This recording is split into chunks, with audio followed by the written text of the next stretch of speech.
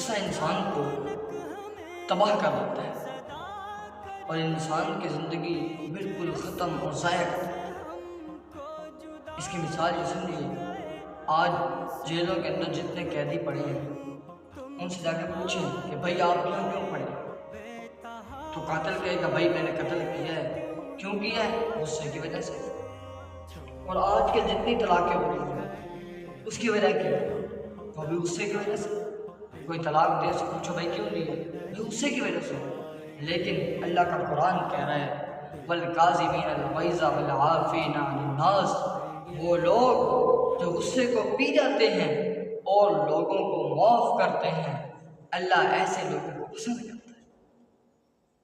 ہاں، جناب رسول اللہ صلی اللہ علیہ وسلم نے فرمایا کہ غصہ شیطان سے ہے اور شیطان آگ سے ہے، اور آگ کو بجھانے کے لیے پانی استعمال کیا جاتا ہے، پانی سے آگ کو بجھایا جاتا ہے۔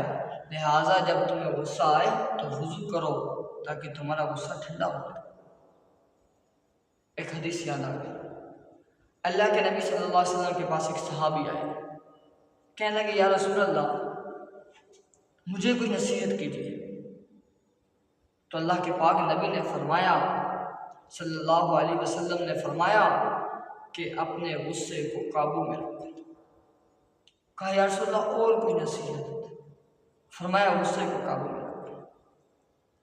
کہنے لگے یا رسول اللہ اور کوئی نصیحت؟ فرمایا غصے کو قابو میں رکھو۔ 3 مرتبہ اللہ کے نبی نے فرمایا کہ غصے کو قابو